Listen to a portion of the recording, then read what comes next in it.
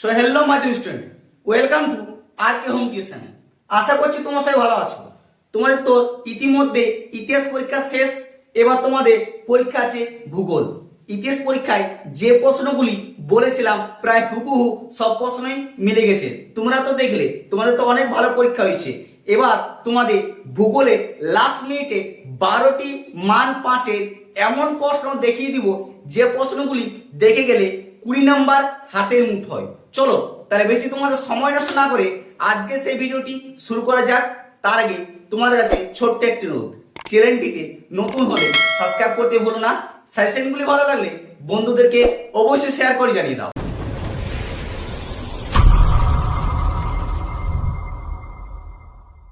দেখো আমাদের স্টুডেন্ট, তোমাদের শেষ মুহূর্তে চূড়ান্ত যে ভূগোল বিষয়ের মান 5-এর যে সাজেশনগুলি নিয়ে এসেছি সেই প্রশ্নগুলি তোমরা একবার হলো চোখ বুলিয়ে নিয়ে যাও, কারণ শেষ মুহূর্তে প্রশ্নগুলি যতগুলি দিব প্রায় 100% চান্স থাকবে সেই প্রশ্নগুলি পড়ার। তোমাদের 5 নম্বরের 4টি প্রশ্ন দেয়, 4-5-এ 20 নাম্বার, সেই 20 নাম্বার তোমাদের এখন হাতের মুঠোয়। কোন কোন প্রশ্নগুলি করে গেলে পাবে কমন? দেখো, প্রথম প্রশ্ন হচ্ছে ভূপৃষ্ঠের বিভিন্ন অংশে বায়ুর উষ্ণতার তারতম্যের কারণগুলি সংক্ষেপে লেখো।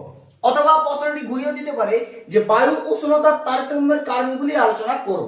এরকম ভাবে প্রশ্ন দেবে, কিন্তু প্রশ্ন একই সেম, ঠিক আছে। দেখো 2 নম্বর প্রশ্ন হচ্ছে চিত্র সহ পৃথিবীর বায়ুর চাপ বলয় গুলি পরিচয় দাও, বা পৃথিবীর বায়ুর চাপ বলয়গুলি পরিচয় দাও, ঠিক আছে। প্রশ্নগুলি কিন্তু ঘুরাবে, ঠিক আছে। 3 নম্বর প্রশ্ন হচ্ছে দেখো বায়ু ক্ষয় কার্যের ফলে সৃষ্ট ভূমিরূপ চিত্র সহ বর্ণনা করো। এটি এবছরের জন্য মোস্ট এবং বিশাল গুরুত্বপূর্ণ প্রশ্ন এবছরের জন্য, যেটা পড়তে চলেছে প্রায় হুবহু।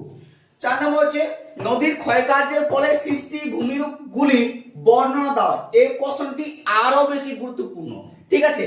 বায়ু ক্ষয় কার্য আর নদীর ক্ষয় কার্য, এই দুটো তোমরা কমন পাচ্ছ, এটা তোমরা ধরে রাখো।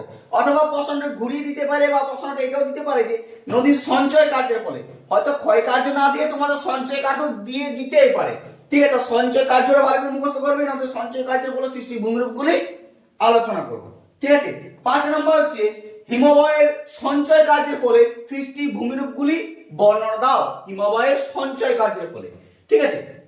6 নম্বর হচ্ছে পৃথিবীর জলবায়ুর উপর সমুদ্র স্রোতের প্রভাবগুলি আলোচনা করো। অথবা প্রশ্ন ঘুরিয়ে দিতে পারে, বা সমুদ্র স্রোতের সৃষ্টির কারণগুলি আলোচনা করো। দেখো 7 নম্বর প্রশ্ন হচ্ছে ভারতের চা বা ইক্ষু, হয় চা দিবে না ইক্ষু দিবে, কিন্তু দুটার মধ্যে একটা দিবে 100% গ্যারান্টি, ঠিক আছে। চা বা ইক্ষু চাষের অনুকূল প্রাকৃতিক পরিবেশের বর্ণনা দাও। মোস্ট ইম্পর্টেন্ট প্রশ্ন, এই প্রশ্নটি কিন্তু একদম মিস করবে না। এই প্রশ্নটি তোমাদের পড়ছে এবং লিখে রাখো, ঠিক আছে। 8 নম্বর হচ্ছে পশ্চিম ভারতের কাপাস বয়ন শিল্পের অধিক উন্নতির কারণ ব্যাখ্যা করো। এই প্রশ্নটিও অনেক ইম্পর্টেন্ট আছে এবছরের জন্য, ঠিক আছে। 9 নম্বর প্রশ্নটি আরো বেশি গুরুত্বপূর্ণ, পূর্ব ও মধ্য ভারতের লৌহ ইস্পাত শিল্প গড়ে ওঠার প্রধান কারণগুলি ব্যাখ্যা করো। এই প্রশ্নটিও একদমই মিস করবে না, ঠিক আছে। 10 নম্বর প্রশ্ন হচ্ছে সবচেয়ে গুরুত্বপূর্ণ, যেটা এই বছরের জন্য বলেছিলাম যে একদম পড়বে হুবহু মিলে যাবে। সেই প্রশ্নটি দেখো, ভারতের জনসংখ্যা বন্টনের তারতম্যের 5টি কারণ আলোচনা করো। এটি ধরো তোমাদের 2026-এ পড়ে গেছে, তোমরা ভেবে রাখো, ঠিক আছে। একদম গ্যারান্টি 100% শিওর যে প্রশ্নটি তোমাদের পড়ছে, মিলিয়ে নেবে কতটা।